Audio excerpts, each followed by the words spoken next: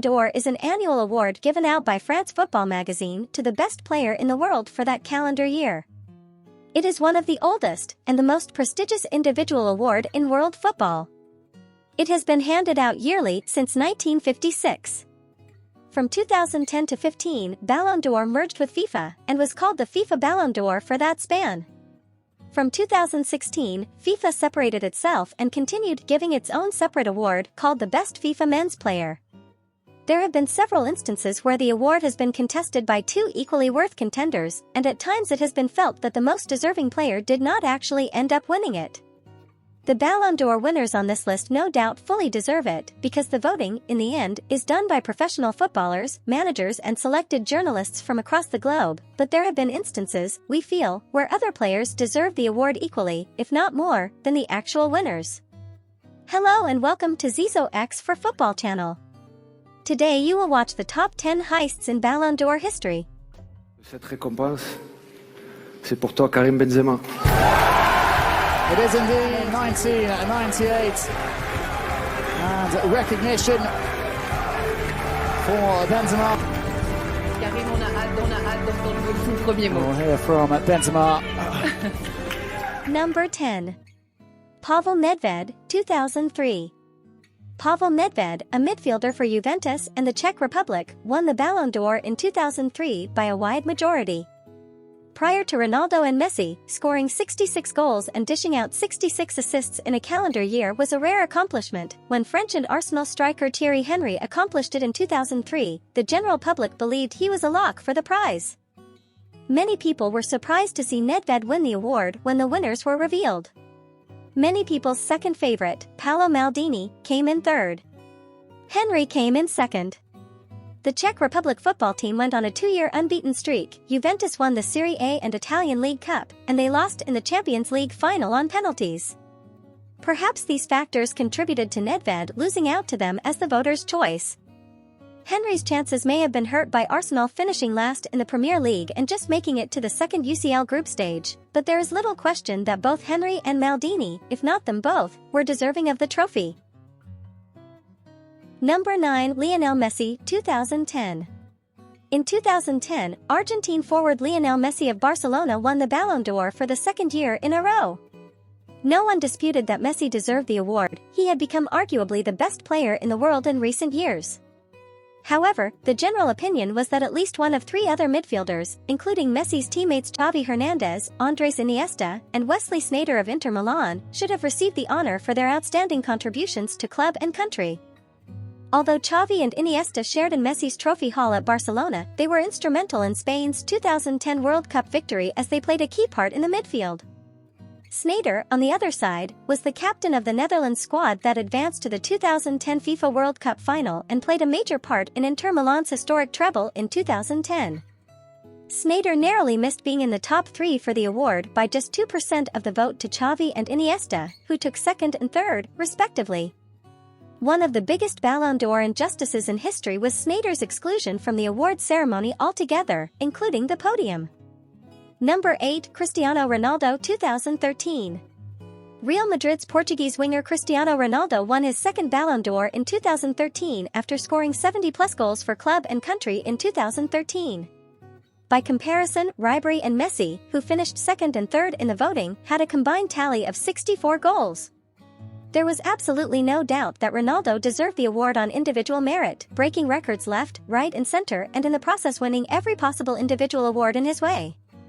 The controversy arises when we consider that Ballon d'Or's voting patterns tilts towards team achievements more than strictly individual achievements. While that shouldn't be the case because the Ballon d'Or is an individual award, it seems that the voting patterns show double standards at times and show favoritism towards big names, not just here, but historically. When Bayern Munich won the historic treble that year, left-winger Franck Ribery of France had a season that would define his career. Cristiano, on the other hand, finished second in the league and exited the UCL in the semi-finals, leaving him without any team medals for the 2012-13 season. Ribery had a greater effect on his team's performances than Cristiano, giving them noticeable outcomes on the field. Ribery referred to the 2013 Ballon d'Or results as a heist and attributed his defeat to the French public's divided support and voting bias. He did have a point, though, given that Messi finished behind him despite missing 4 months of the year due to injury. Number 7. Fabio Cannavaro, 2006. The 2006 Ballon d'Or was won by an Italian centre-back for Juventus and Real Madrid. He had a fantastic year for his clubs and nation, taking home the Serie A with Juventus and the World Cup with Italy. The first time a defender received the honor was in 2006, and if it was ever going to happen, that was the year. The world was enthralled by Italy's World Cup defense and Juventus's Serie A defense.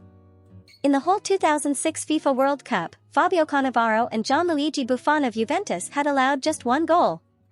In the 2005-2006 Serie A, which they won with just 1 loss before losing it later, they had given up just 24 goals. Many others believed that Buffon was just as deserving of winning as anyone else, if not more so, citing the fact that such a superb and dominant goalkeeping performance had not been witnessed in decades, if ever. This conundrum was evident in the voting, when Cannavaro and Buffon finished just 3 votes apart. The only year a defender has won the award is 2006, and while some use this to demonstrate that the Ballon d'Or isn't specifically biased against defenders, it begs the issue of what else a goalie needs to accomplish to take home the prize. Number 6. Lionel Messi, 2019. 2019 witnessed Lionel Messi of Barcelona win his 6th Ballon d'Or. He did deserve the prize, as seen by his 36 league goals and 12 Champions League goals in 2018-19, but eventual runner-up Virgil van Dijk had a stronger individual and arguably club season. By allowing just 22 goals and keeping 21 clean sheets, both numbers better than Cannavaro's 2005-06 Ballon d'Or winning season, Van Dijk led Liverpool to the Champions League trophy in 2019 and helped them accumulate the 3rd most points in Premier League history, despite finishing just a point behind City. In 2019, Van Dijk led the Netherlands to a UEFA Nations League final, but they lost because of individual mistakes made by his teammates as Lionel Messi struggled once again on the Copa America stage. Number 5. Michael Owen, 2001. The 2001 Ballon d'Or was won by Englishman Michael Owen, a 21-year-old player for Liverpool. He beat out a long list of superstars, including Spanish talisman Raúl González of Real Madrid, thanks to his 31 goals in the calendar year that secured 5 titles for Liverpool, not the Premier League or UCL, and his inspired performances against Germany, for England, against Roma, in the UEL, and against Arsenal, in the FA Cup final. Although Raúl was never truly the top player in the world, he did manage to take home the trophy in 2001. He won both the La Liga and the Champions League with Madrid, earning the Golden Boot in each. For a star-studded Madrid team, he was productive in league and cup play, and the votes were split. Madrid's success between him, Zidane and Figo was one of the other reasons why he couldn't win the award. Number 4. Andriy Shevchenko, 2004. Andriy Shevchenko, a Ukrainian striker for AC Milan, won the Ballon d'Or in 2004. In 2004, he was awarded the Capocannoniere, Serie A's top goalscorer, as AC Milan won the league crown in addition to the UEFA Super Cup.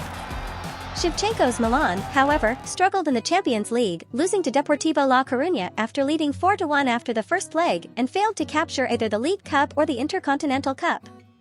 In the early 2000s, many regarded Shevchenko as the best striker alongside Brazil's Ronaldo, who by 2004 had begun to lose his edge.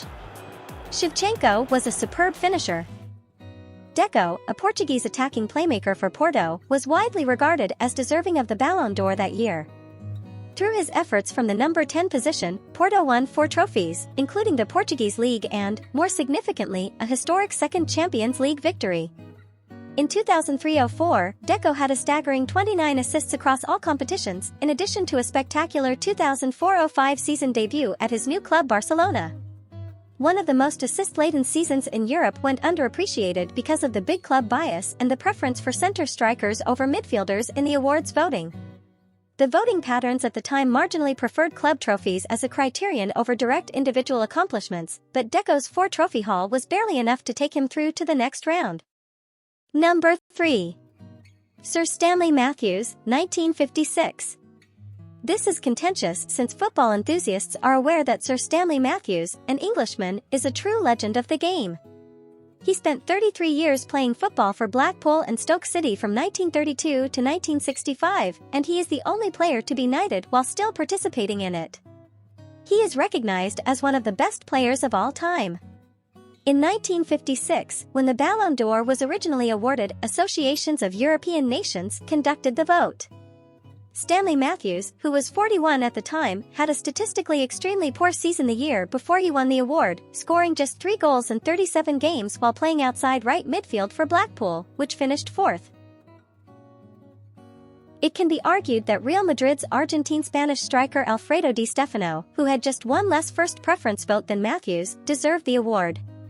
Scoring 29 goals in 37 games for Madrid in 1955-56, Di Stefano led his team to third in the league and, more importantly, inspired a 4-3 comeback against Stade de Reims in the first-ever European Cup final.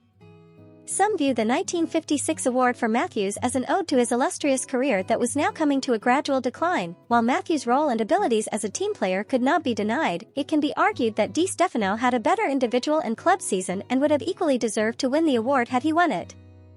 Number 2. Luka Modric, 2018. Real Madrid and Croatian midfielder Luka Modric won the Ballon d'Or and the Golden Ball at the 2018 World Cup, where he was a losing finalist. Many believed this was undeserved, and instead, runner-up Cristiano Ronaldo deserved it, scoring 43 goals and recording 12 assists in 46 games for his clubs.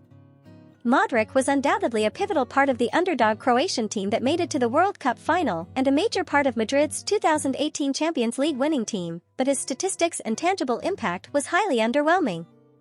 Modric went on to win the Ballon d'Or by almost 270 votes, which is a very high margin. Maybe Portugal's underwhelming WC campaign was one of the reasons behind it, and taking nothing away from Modric, it becomes hard to argue that Ronaldo did not deserve the award after such a staggering individual and club season. Number 1. Matthias Sammer, 1996. German sweeper Matthias Sammer excelled in 1995-96 with Borussia Dortmund. In a new libero position created for him by manager Ottmar Hitzfeld, he won back-to-back Bundesliga titles with his club, a feat that would come to define the German's career. Sammer went on to win the Ballon d'Or in 1996 as a result of his accomplishments at his club, but perhaps more so because of his role in Germany's victory at the 1996 UEFA Euros, for which he was named player of the tournament. While Sammer rightly won the prize, and it was encouraging to see a defensive player triumph over an attacker, there was also a strong argument for a 20-year-old Brazilian to take home the trophy. Since 1994, Ronaldo Nazario of PSV Eindhoven has captivated Europe, scoring goals at rate of more than one a game in the Eredivisie. He was the hottest prospect in mid-1990s, and his playing style at center forward was magical and at times, near unstoppable. At the end, like the voting for the awards itself, this list yo-yos from wanting a player to win the award over the other on the basis of team trophies, and in some cases, on the basis of individual showing and performances. Thus it will be hypocritical on our part if we criticize the voting results of the award too much, since we ourselves faced the same dilemmas as the voters did. Thank you for watching. I hope you enjoy our video, and don't forget to subscribe for more.